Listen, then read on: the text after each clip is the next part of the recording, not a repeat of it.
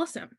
So we are honored to have with us today filmmakers and then some members of his team for Savage Land. We have with us here Campbell Dalglish. Correct me if Douglas. I'm Douglas. That's Dalglish. fine. Thank you Douglas. so much for being with us today, Campbell. We've also got Bob Vetter and Melissa Goodblanket, who are all part of his LLC team and film working team. And then we're just going to ask him some questions about Savage Land and sort of the inspiration behind it and what creating the film is like. So first, Campbell, if you don't mind, if we'd love to have an introduction of sort of just like your filmmaking background and what led you to start the LLC. And then you can also introduce your team members. Well, I had been making films for the New Morning Show on several reservations across America. Before that, I was a graduate of Yale School of Drama, writing plays, and then started writing screenplays and making short films. And when I met Bob Vetter, who just lives down the road from me in Center Moriches. Center Moriches or East Moriches? Center Moriches. He was talking about his work in Indian country that has about a 40-year history to it. And he came up with the idea of, why don't we do a film out in Oklahoma called Being Indian in Oklahoma. And I thought that was a great idea. So I hooked up with him, and my background was doing these short films. I did short films at the Havasupai in the Grand Canyon. I did some Temescal short film, and that was up in Connecticut. I did another film in Apache, White Mountain Apache, called Changing Woman. It was about a ceremony that young women go through. And so that was my background. And when I met Bob, it seemed like a real obvious and strong connection. I think we were both checking each other out in terms of, this is film, and you don't do film normally in Indian country with ceremonies going on. It's a very sacred and demanding lots of respect and a lot of sensitivity with delicate matters that are very personal, as you might imagine. So Bob and I spent some time together, went through a few ceremonies on his property, and then he came up with that idea. And with that, I'm going to hand it off to Bob and have him talk about this idea, where it came from, what it would mean in terms of being Indian in Oklahoma. So yeah, Indian and Oklahoma, the idea behind it was that we would do something that in anthropology is called collaborative ethnography. So my background is in cultural anthropology, and cultural anthropology has a kind of troubled past in a way, because there is that connection with colonialism. It has been argued that anthropology is a product of colonialism and has been attacked for othering the subjects of its inquiry. And there's been a response to that is collaborative ethnography, which is the idea that it's possible for native and non-native people to work together to create something that has a truly indigenous voice, and yet the non-native people involved in it can somehow contribute to an important message being passed along to a wider audience. And it had a lot of its history in archaeology, where initially archaeologists were basically grave robbers that were taking things that didn't belong to them, and eventually different tribes came to embrace archaeologists who are helping them to further their own efforts to understand their people and to repatriate items that shouldn't have been in museums in the first place. So the idea of collaborative ethnography then is to learn more about an indigenous group through an anthropologist and a native person working together. And I did a a project with my Kiowa adopted uncle that did exactly that. You know, he asked me if I would write the book with him about his life and about his family. So I had this idea about how to do it. He was a medicine man and he wanted a lot of the history of his family to be preserved for his relatives in generations to come. So I had that idea of collaborating with Native people to create something that really furthers Native causes and understandings. If I had to say what I think is the most important part of my experience, though, it would be the relationships that I've developed with many, many people over many, many tribes. And that was what led us to want to do Being Indian in Oklahoma, to bring Native students together with non-Native students. So we started with a group in New York City from City College of New York, and that was Campbell's part of it. And Henrietta Mann, who you met in the documentary Savage Land, I have a deep, deep relationship with her, what anthropologists would call a fictive kinship relationship, where she is my sister through this adoption. And she got on board with the project. She was the president of Cheyenne Arapahoe College at the time, and we brought our students, non-Native students from New York, to work with Cheyenne and Arapahoe students in Oklahoma to study different aspects of life in Oklahoma.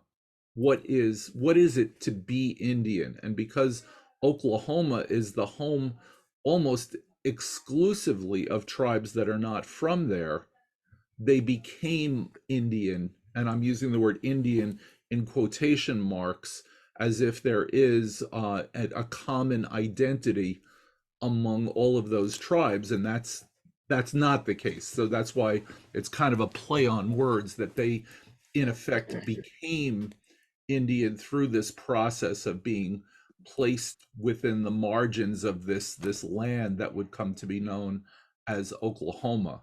So we were looking at common identities, we were looking at overlapping identities, we were looking at retribalized identities, because most of America doesn't know that Native American religions were against the law until 1978 in the United States. Oh, So that's crazy. Oh my gosh.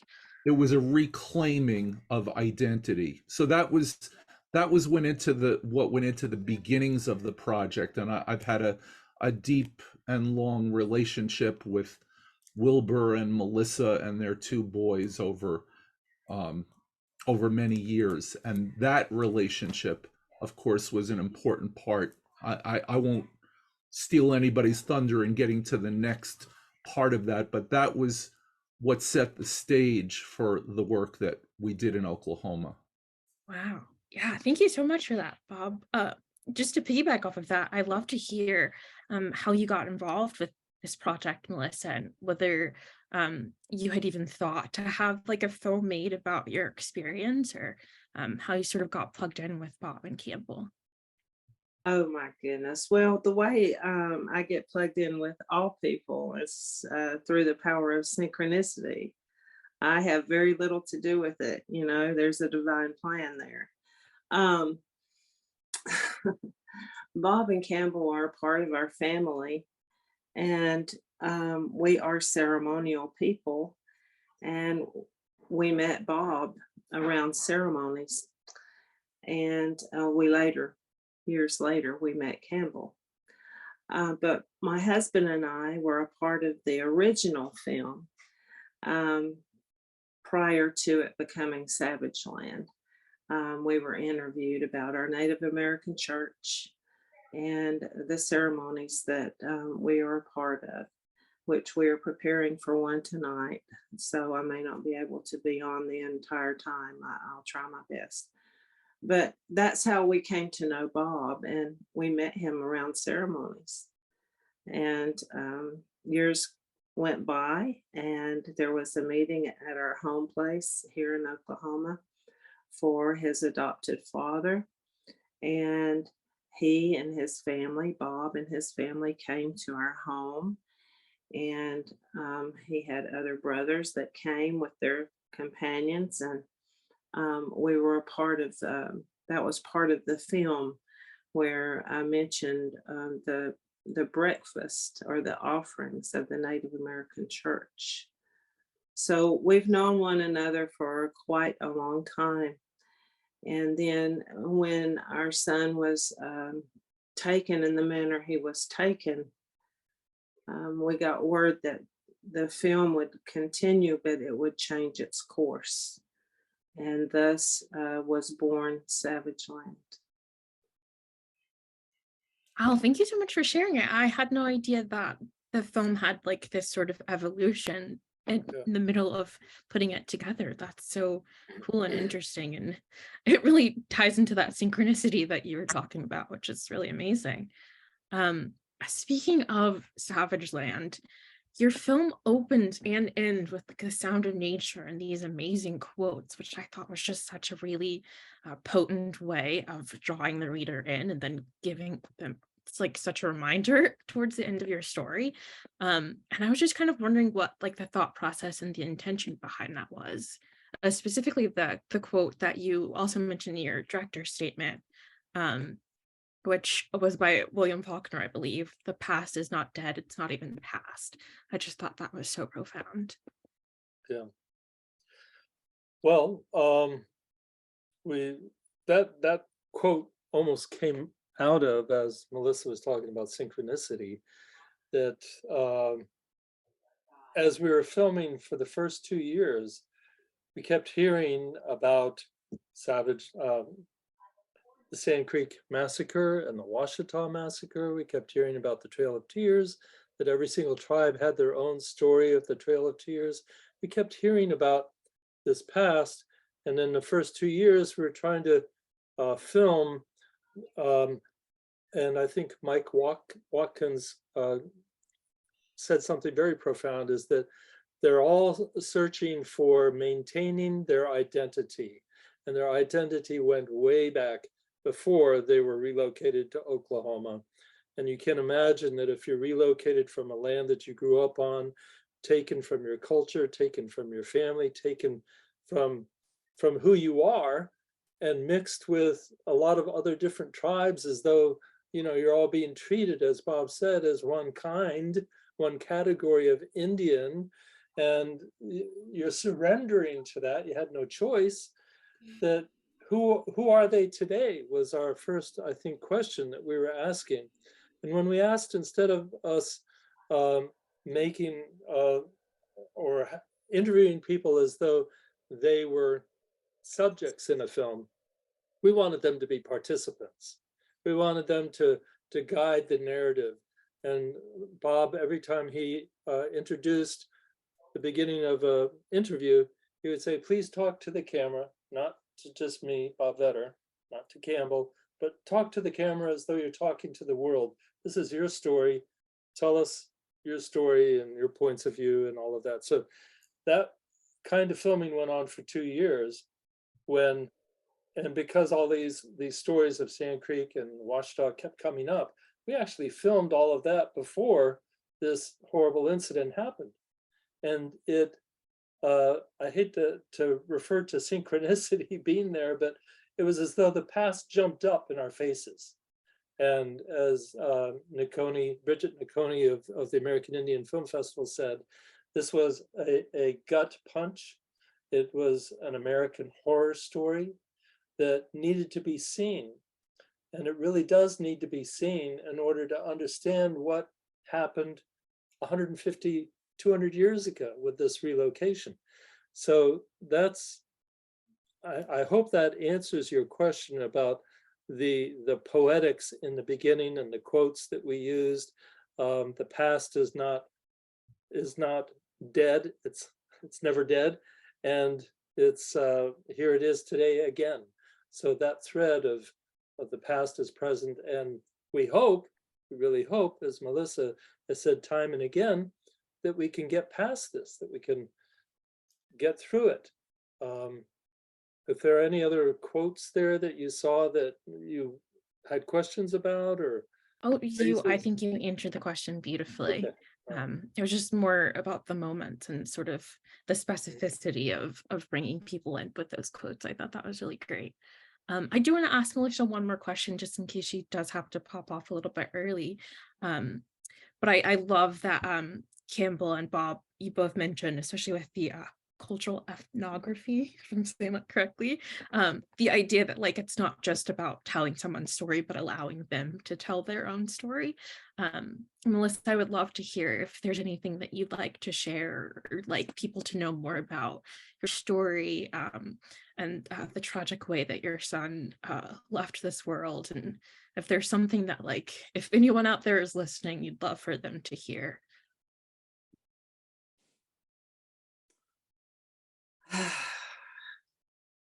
I think I mentioned it in the movie. I mention it a lot, and that is the importance of using our minds and our thoughts to create more enlightenment on the planet, more healing on the planet, so that we can walk in harmony and balance again. Not just with one another as human beings, we're all part of that same tribe, humanity. But my understanding is that we were all placed here to take care of Elohim, this earth, to take care of our planet and our ecosystem that we all depend on, our water, our air, the earth that gives nourishment to our fruits and our vegetables and our medicines, our plants. That's to me, that's the ultimate importance. And how can I sit here and talk the way I'm talking when my son was shot 7 times in his home, in his nest at 18 years old? There is a divine plan for each and every one of us. And whether I am understood clearly or not, we made agreements prior to being born here, prior to coming through our mother, the vessel, our human mother, to experience life during these times. And so we all have a gift to give, an expression to make the world a better place in which to live and to sustain life, for future generations, not just our human generations, but all of our other relatives, our plant relatives, our animal relatives, the winged ones that fly, they're also our relatives. And the tree nation, our standing nation, that presents and gives us oxygen. All these things seem to be forgotten in a lot of ways, in many places and times. And I want to bring that remembrance back, because we all carry that remembrance deep inside of our soul. And we all have gifts that we can share with the world to make it a better place. And that's the way I can honor my son, is by reminding humanity to rise up in love and kindness and touch the world that way. Oh, that's so beautiful. Thank you so much for sharing that. I especially love your quote that we're all part of the same tribe, humanity, and tribes take care of each other and our resources. And I think that's so important to acknowledge. Thank you. I guess just one more quick question. I know we only have about 10 minutes left. And I think Bob or Campbell, either of you can answer this, or both, if you're willing to. But I just that the film covers such a wide range of topics that are centered around like the displacement and violence upon Native people, as well as covering the tragic end of Mavis. And I'd love to just hear more about what led you to tackle the broader issue, as well as like how that story changed and whether that was like particularly challenging or if it like just came supernatural to you guys. I'll let you take that one, Campbell. Okay. Well, having multiple hard drives filled with film coverage, probably 40 different interviews that Bob and I had conducted over a period of the first 2 years, and then we started bringing our students out for classes at the Cheyenne-Arapaho Tribal College. And yeah, it was a challenge. How do we, out of this massive amount of history and personalities and people narrating their stories and admitting, yes, there are so many different Trail of Tears stories. There's not just one. Every tribe has their own. And how to piece that together, and getting back to what Melissa said earlier about the synchronicity of, and the history popping up in our faces like it did. And then one of the last interviews we did the very first year in 2012, Bob had set us up to do, my cinematographer, Niav Conti, set us up to do an interview with Sean Goshorn, who's a basket weaver, and you've seen that in the film. How are we going to weave all of this together, the past with the present with the future? And as she talked and wove together those strands of acts and treaties that had been cut up and first printed on reed paper from that area in Oklahoma, and then shredded into those different strands. And as she was weaving that together, and we tried to think, well, how are we going to weave together our story? We use that as a metaphor. I don't know if you're familiar with any kind of Adobe Premiere editing systems, but they have timelines down below that you watch. And after sitting there in the editing room, seeing timeline after timeline after timeline, we thought, well, let's take that one and weave it together with this one and weave it together with that one. And a story, as Melissa said, the synchronicity of those things happening in the past, in the present, and the future, weaving together, it came out. And that was a challenge that we constantly talked about.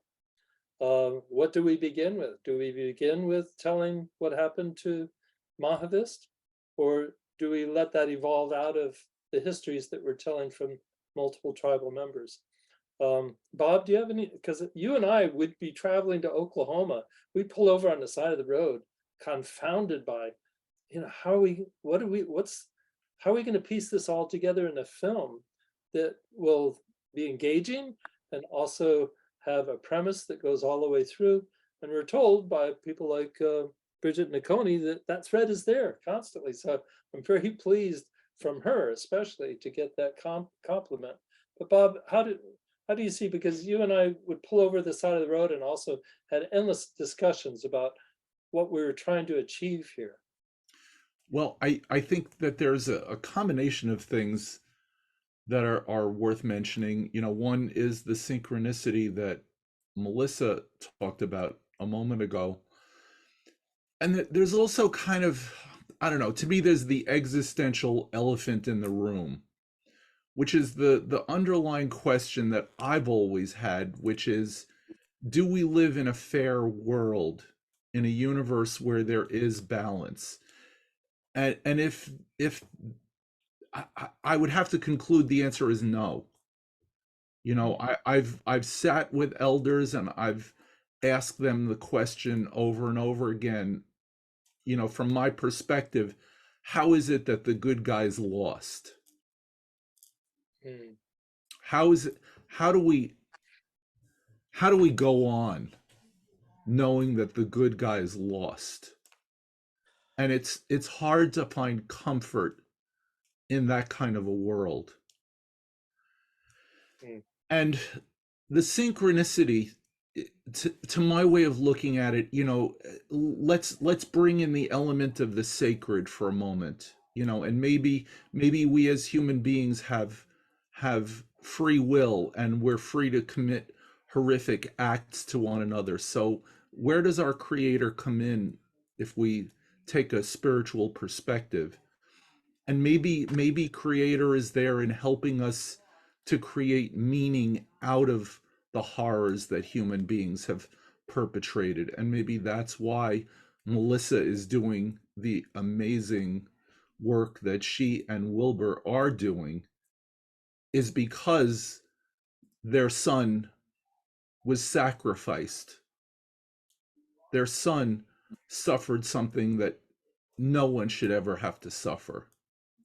And somehow out of it, Melissa can pull something that has meaning, a wider meaning, to share with a wider world, even in the context of the world that did that to Mahavitz.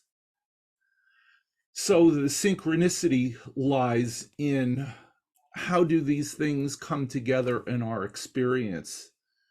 How do we grow? How do we do our best to go on? And if we can't change the wider world, we can sit in circle, we can sit in deep relationship with one another, we can console one another in our pain, and hopefully be together to share in a common meaning and common worship. Melissa, I don't want to talk for you. I hope that expresses something of what goes on for you.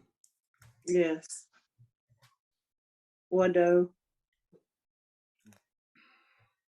She is good.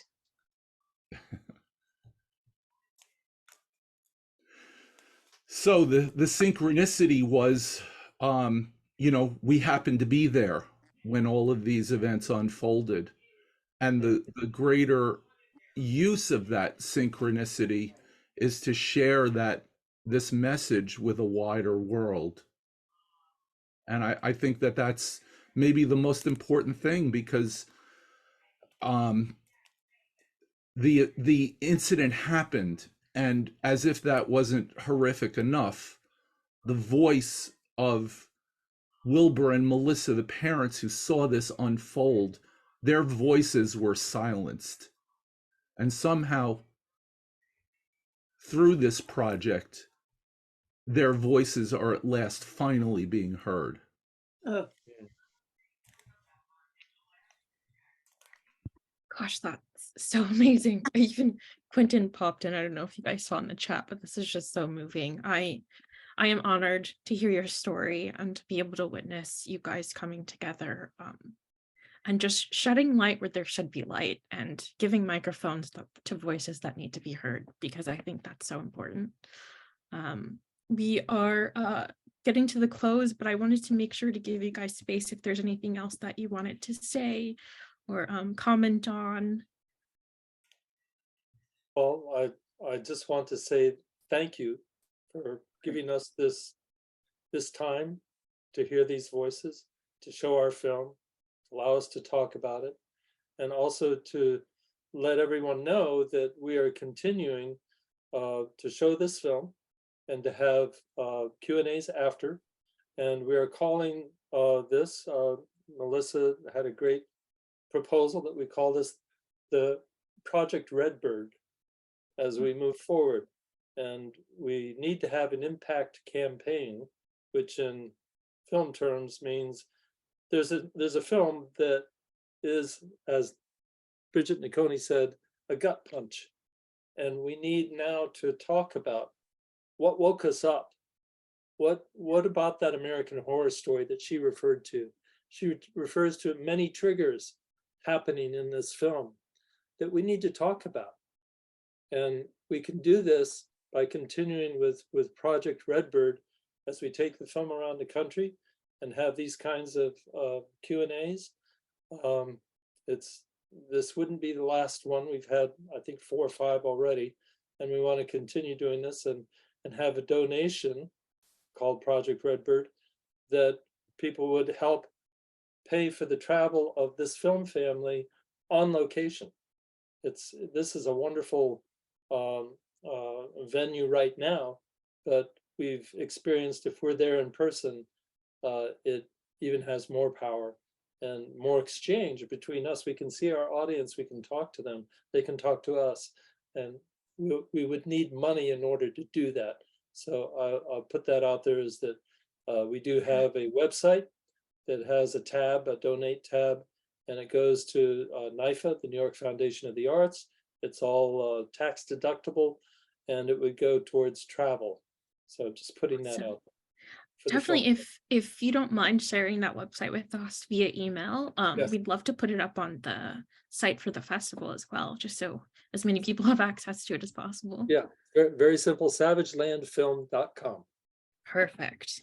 Yeah. For those of you watching, make sure you guys go check it out, donate what you can, because the most important thing in the world is to start dialogue, because that's where change begins. So thank you guys so much. Thank you, Campbell. Thank you, Bob. Thank you, Melissa. Thank you so much for joining us and just sharing the time with us. I feel so honored and so grateful. Of